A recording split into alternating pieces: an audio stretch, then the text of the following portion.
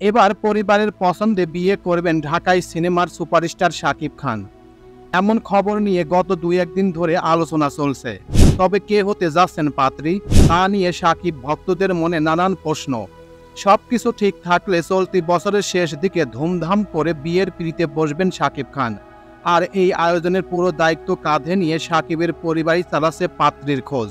তো হ্যাঁ ভিউয়ার্স, আজকে আপনাদের সামনে শেয়ার করব শাকিব কি আসলেই বিয়ে করবেন, আদৌ যদি তিনি বিয়ে করেন তাহলে বুবলি এবং অপুর কি হবে, তারা কি একেবারে শেষ না অন্য কিছু। হ্যাঁ ভিউয়ার্স, সেই বিষয়ের উপরই চমকপ্রদ তথ্য এখন আপনাদের সামনে শেয়ার করব। তো চলুন মূল প্রতিবেদনে চলে যাওয়া যাক।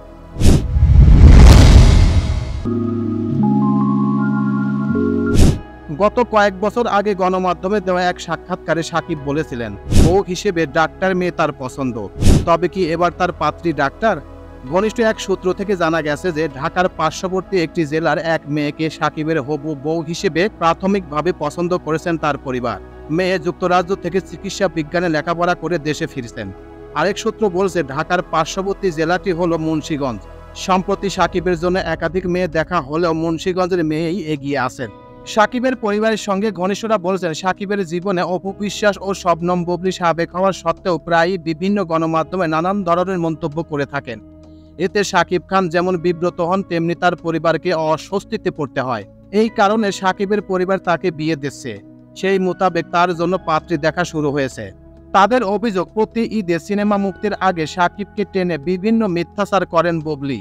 নিজের সিনেমায় যাতে প্রভাব না পড়ে এই কারণে শাকিব কিছু বলেন না। তবে গত ঈদে বুবলি যা যা বলেছে এতে শাকিব রাগ করেছেন। কলকাতায় গিয়েও বুবলি সাক্ষাৎকারে বলেছেন শাকিব তার সিনেমার কাজে খুশি, যা পুরোপুরি মিথ্যাচার। বুবলির এসব আচরণে বিরক্ত হয়ে তাকে কড়াকড়িভাবে বাসায় আসতে বারণ করেছেন শাকিব ও তার পরিবার। এও বলে দেওয়া হয়েছে সন্তান শেহজাদ এলেক যেন বুবলির সঙ্গে নয়, পরিবারের অন্যদের সঙ্গে আসে। একইভাবে অপু বিশ্বাসের সঙ্গেও সম্পর্ক নেই, শুধু আব্রাহামের মা হিসেবে যোগাযোগ আছে। প্রয়োজনে আব্রাহাম বাবার কাছে যেতে পারে, সেই দরজা শাকিব খোলা রেখেছেন। তো এই ছিল মোটামুটি আমাদের আজকের প্রতিবেদন। উপরোক্ত প্রতিবেদন থেকে আমরা একটা জিনিসই বুঝলাম যে এই যে শাকিব খানের পরিবার অর্থাৎ শাকিব খানের বাবা মা শাকিবকে আবার 3 নাম্বার বিয়ে দেওয়ার জন্য পাত্রী খুঁজছে। যদি শাকিব খান বিয়েই করে থাকেন বা করবেন, তাহলে অপু বিশ্বাস এবং শবনম বুবলির কি হবে এবং তাদের অনাগত সন্তানদের কি হবে? তৃতীয় বউ যে এই সন্তানদের মেনে নেবে এর কি গ্যারান্টি আছে? আবার কি নতুন করে অশান্তি সৃষ্টি হবে না? আমি আমার লাইফে দেখেছি যে একটা মেয়ের লাইফে কখনো দ্বিতীয় পক্ষ প্রথম পক্ষ সন্তান খুবই বোঝা হয়ে দাঁড়ায়। আর তখন শাকিব খান করবে ডাক, আর তার বাবা মাই এখন কি করবে? আসলে একটা মানুষ এত ভুল করলে তার থেকে কি আশা করা যায়? শাকিব খান ইচ্ছা করেই অশান্তি সৃষ্টি করেছে না? শাকিব খান যখন অপু বিশ্বাসকে বিয়ে করলো তার কি দরকার ছিল আবার দ্বিতীয় বিয়ে করতেন? আর কেনই বা করলো? আর বিয়ে করে কি এমন সুবিধা হয়েছে যে একটা সন্তান হয়েছে? এই অশান্তি সৃষ্টি করেছে কে? একটা পরিবারের মধ্যে অশান্তি হতেই পারে, সেটা মানে কি আবার নতুন করে বিয়ে? আসলে এই অশান্তি বলেন যা বলেন সবকিছু শাকিব খান নিজেই সৃষ্টি করেছে। আর এই কারণেই এখন অপু বিশ্বাসও খারাপ, শবনম বুবলিও খারাপ।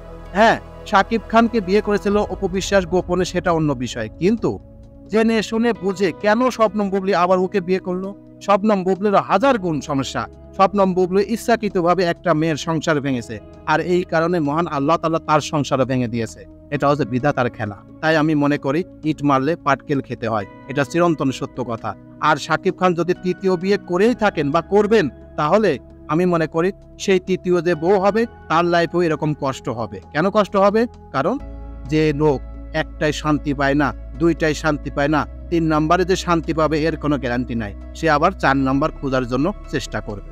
কারণ বাংলাদেশের সুপারস্টার শাকিব খান, তাকে বিয়ে করার জন্য অনেক নারী প্রস্তুত। তো এই প্রতিবেদনটি আপনাদের কাছে কেমন লাগলো? যদি ভালো লেগে থাকে তাহলে অবশ্যই লাইক, কমেন্ট, শেয়ার করবেন।